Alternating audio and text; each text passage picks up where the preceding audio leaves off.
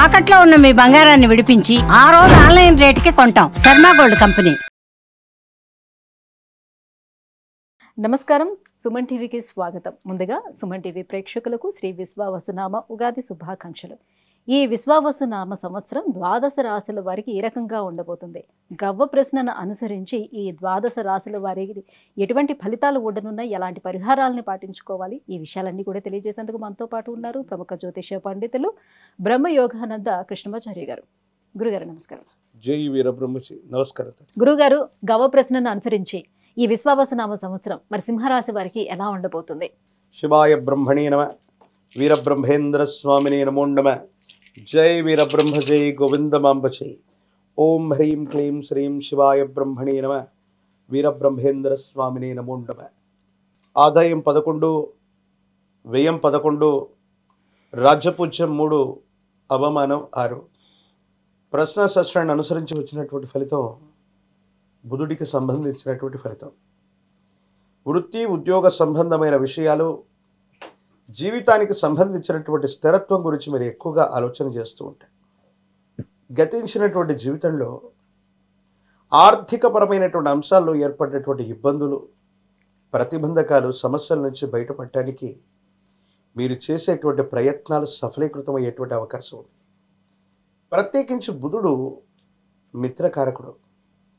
మీ గత జీవితానికి సంబంధించినటువంటి మిత్రులను మళ్ళీ కలుసుకోవటం, వాళ్ళ యొక్క సహాయ చర్యల వల్ల జీవితంలో మళ్ళీ ఉన్నతమైన స్థితికి వెళ్ళగలిగినటువంటి పరిస్థితులు ఉంటాం.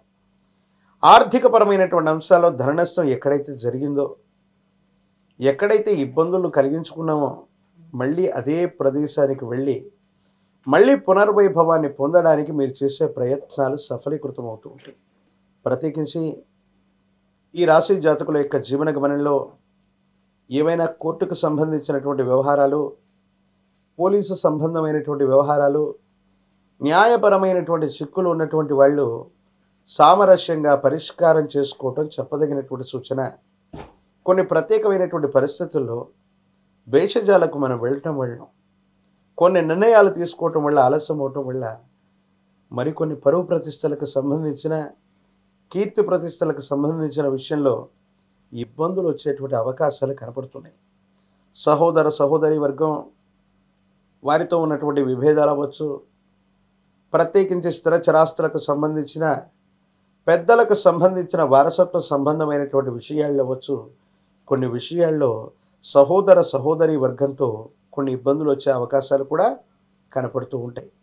ప్రత్యేకించి మీ దైనందిన జీవితంలో ఎక్కడ కోల్పోయామో అక్కడే సంపాదించాలి, ఏ వైభవాన్ని అయితే కోల్పోయామో అదే వైభవంలోకి రావడానికి మీరు చేసే ప్రయత్నాలకి భగవంతుడు కాలం అప్పుడే మీకు అందించినట్టుగా ఒక పాత మిత్రుడు యొక్క సహాయక చర్యల వల్ల జీవన గమనంలో చాలా ఉన్నతమైనటువంటి స్థితిగతికి తప్పకుండా వెళ్ళగలిగినటువంటి పరిస్థితులు కూడా గోచరిస్తూ ఉంటాయి. జీవిత భాగస్వామికి సంబంధించిన ఆరోగ్యపరమైనటువంటి అంశాల పట్ల తస్మాత్ జాగ్రత్త.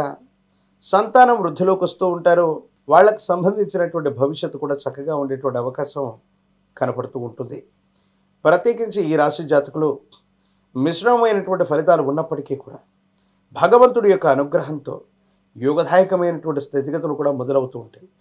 మరోవైపు అష్టమ స్థానంలో శని భగవానుడి యొక్క సంచారం వల్ల ఆకస్మికమైనటువంటి ప్రమాదాలు జరిగేటువంటి పరిస్థితి గోచరిస్తున్నటువంటి కారణంగా సెల్ఫ్ డ్రైవింగ్ విషయంలో కాస్త జాగ్రత్తగా ఉండటం చెప్పదగినటువంటి సూచన.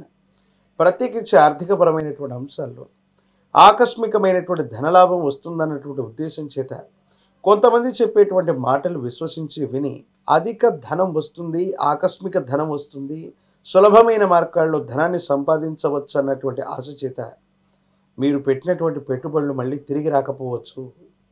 మోసపూరితమైనటువంటి వ్యక్తులు, మోసపూరితమైనటువంటి వ్యవస్థలు మీ ద్వారా ధనాన్ని అపహరించేటువంటి అవకాశం ఉంది. కాబట్టి తస్మాత్ జాగ్రత్తగా ఉండటం చెప్పదగినటువంటి సూచన.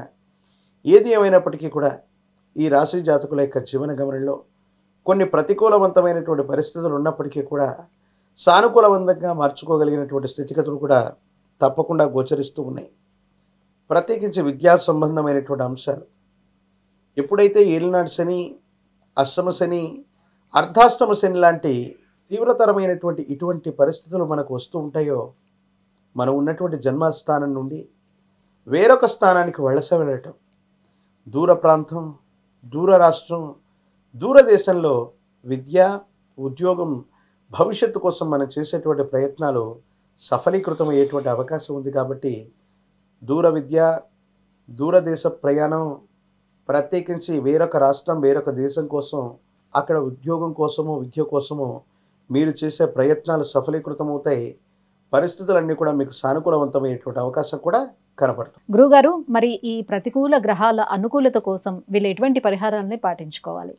సింహరాశి జాతకులకి శని భగవానుడి యొక్క అష్టమ శని కాస్త ఇబ్బంది కలిగించే అవకాశం ఉంటుంది. కాబట్టి శని పాశుపతాన్ని చేయించటం, అది కూడా తాంత్రిక విధానంలో శనివారం రోజు కానీ, శని త్రయోదశి రోజు కానీ జమ్మి చెట్టు యొక్క సమిధలు, నువ్వుల నూనెతో చేసే అద్భుతమైనటువంటి క్రతువే శని పాశుపతం.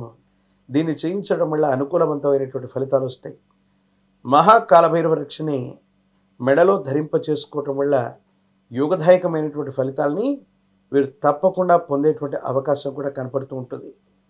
ప్రత్యేకించి మీ సమీప ప్రాంగణంలో ఎక్కడైనా గురువారం పూట గురుదేవతా స్వరూపాల్ని దత్తాత్రేయ స్వామివారు, దక్షిణామూర్తి, వీరబ్రహ్మేంద్ర స్వాముల వారు, రాఘవేంద్ర స్వాముల వారు ఇత్యాది దేవతా స్వరూపాలు గురు స్వరూపాలుగా మనం భావన చేస్తూ ఉంటాం.